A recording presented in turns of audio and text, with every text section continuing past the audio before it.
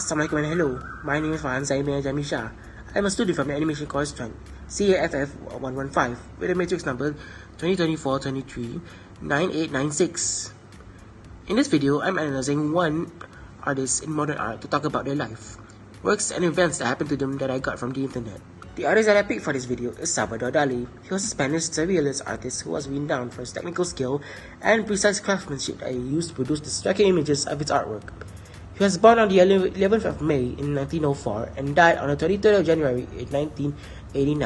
In his early life, Dali's older brother, who had been named Salvador, was born on the 12th of October 1901, had died of gastroenteritis 9 months earlier.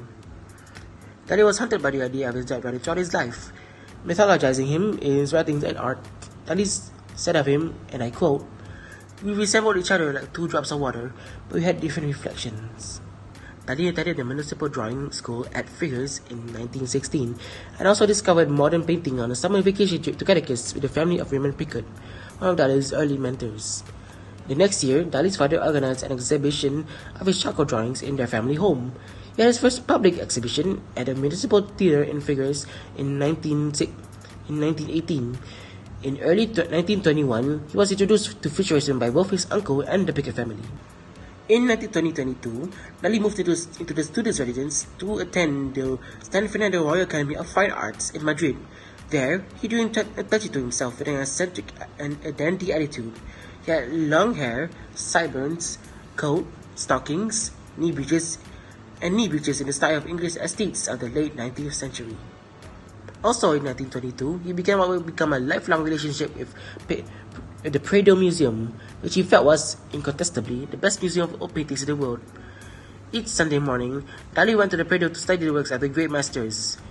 As I quote from him, "This was the start of a monk-like period for me, devoted entirely to solitary work. Visits to the Prado, where, pencil in hand, I analyzed all of the great masterpieces, studio, and models."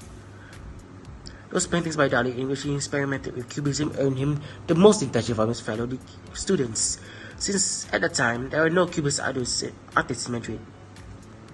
In the May of 1925, Dali exhibited 11 works in a group exhibition held by the newly made Iberian Society of Artists in Madrid. Some of the works were in his cubist mode and in a more realist style. Several leading critics praised his work. Dali held his first solo exhibition in Galleries Dalmau in Barcelona from 14 to 27 November 1925. This exhibition, before exposure to surrealism, included 24 works and was a critical and commercial success. In 1931, Dali painted one of his most famous works, The Presences of Memory.